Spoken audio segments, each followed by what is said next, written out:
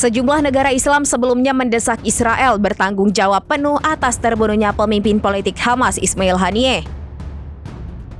Kini sejumlah negara barat juga memberikan kecaman atas pernyataan tak manusiawi seorang menteri Israel. Kecaman itu berasal dari Uni Eropa, Perancis, dan Inggris. Mereka memprotes pernyataan Menteri Keuangan Israel Bezalel Smotrich tentang isu kelaparan yang ada di Gaza, Palestina pada Rabu, 7 Agustus 2024.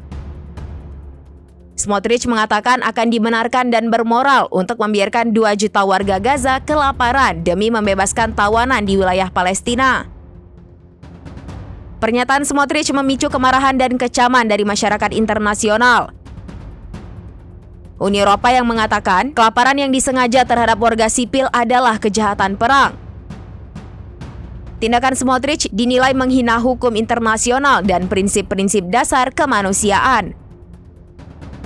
Perancis juga mengungkapkan kekecewaannya atas pernyataan memalukan yang disampaikan Menteri Keuangan Israel.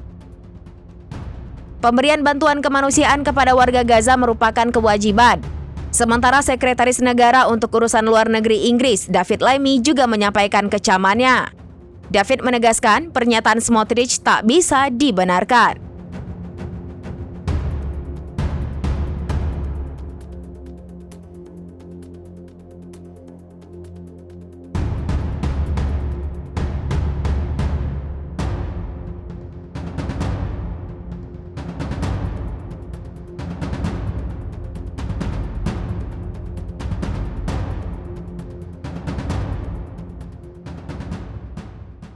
Download Tribun X sekarang, menghadirkan lokal menjadi Indonesia.